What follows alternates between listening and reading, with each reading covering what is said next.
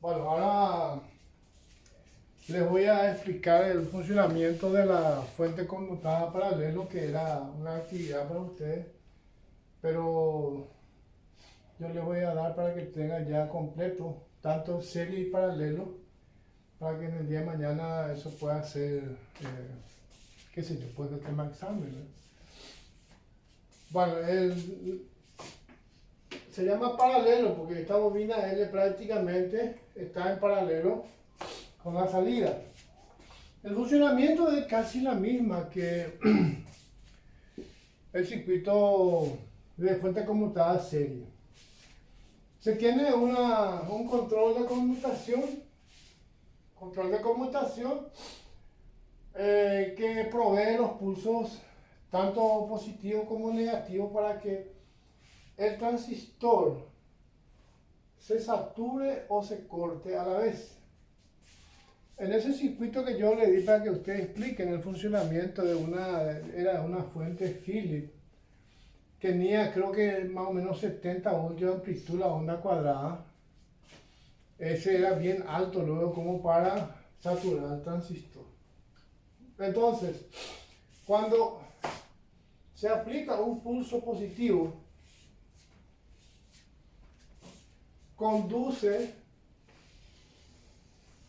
el transistor y el sentido de circulación de la corriente es a través del transistor y la bobina L. Por acá no puede porque el diodo va a estar polarizado en forma inversa. Entonces, al circular la corriente acá, la bobina L se carga a través de un valor mínimo hasta un valor máximo. ¿Qué tenemos entonces? Que la salida, en este caso, cuando conduce el transistor, la salida va a ser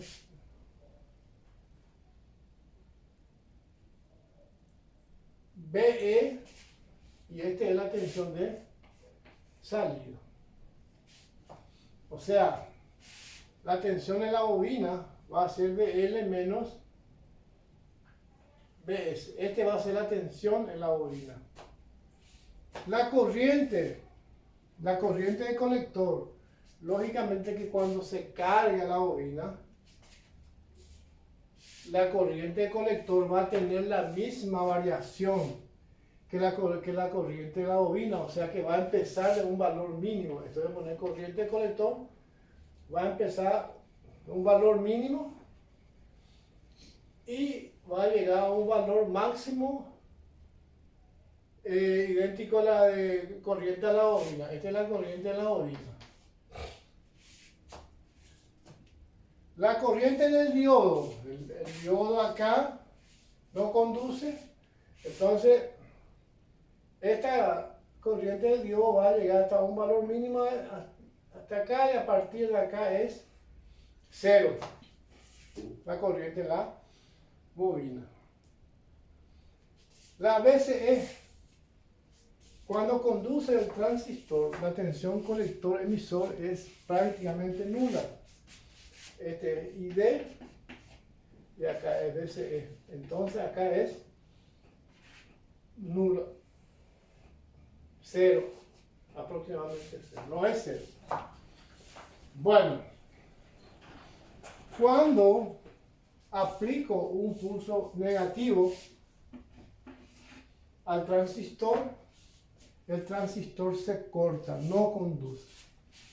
Y esta corriente de la bobina no puede llegar a ser cero instantáneamente, entonces la corriente de la bobina va a circular a través del capacitor, el diodo y el diodo D. Este va a ser el sentido de circulación de la corriente.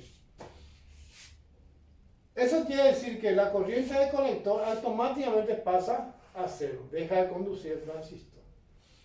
La tensión en la bobina, ¿cuánto va a ser? La tensión en la bobina va a ser BE prácticamente. No. Va a ser directamente igual a la tensión que hay en la salida, o sea que es menos, este va a ser la tensión en la bobina. Bueno, la corriente en el diodo, esta es la corriente en el diodo. En el momento que el transistor deja de conducir toda la corriente de la bobina, que es prácticamente, pasa a ser la corriente del diodo y esa corriente va a ir decreciendo hasta el valor mínimo.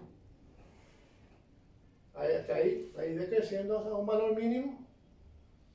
Y la BCE va a ser igual a VE menos esta tensión.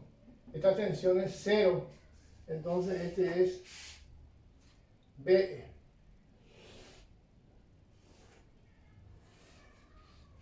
Y así sucesivamente. Cuando el transistor vuelva a saturarse, que esta parte, la corriente en el colector va a partir de un mínimo hasta un valor máximo. La corriente en el diodo es 0 y la BCE también es 0. Y acá otra vez la corriente de salida pasa a ser VE menos VS. Y así sucesivamente. Esto se va repitiendo y lo que se aprovecha es justamente este pulso cuadrado que se crea acá en la bobina. Y eso va, como vieron ustedes en la gráfica esa de la fuente, pasa a ser primario del transformador y a través del primario del transformador se obtiene acá, se obtienen las fuentes auxiliares. ¿Qué es lo que son las fuentes auxiliares? Son las fuentes que van a alimentar las diferentes etapas de un televisor, sea audio, vertical, horizontal, video, etcétera, etcétera. Son los que se van a conectar con las fuentes auxiliares.